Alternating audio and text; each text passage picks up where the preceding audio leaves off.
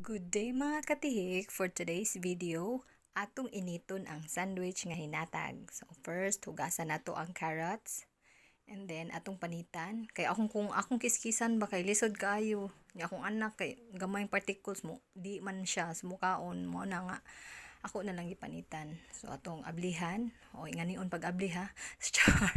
Astang pag-abli apilon. So ato siyang initon. O luhit tadritso ha. Ikaluhit na to. Butang na to. Gamay lang yun kayo nga water nga. Maulay mo steam ba. So butangan na to diri ang sandwich. Ato nang initon. Hinatag ra ba ni.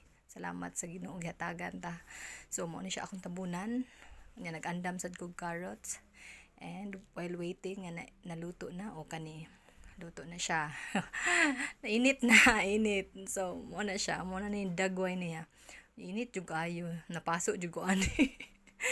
So mo na siya akong tungaon para makita jud ninyo ang freshness. So kanon jud na siya balik ay ayo ilabay. Ato jud ang kanon og balik ang mga kay nabi na siya amount. I-value yun na nato ang mga hinatag. So, thank you for watching guys. Salamat kayo sa pagsuporta sa biyaheng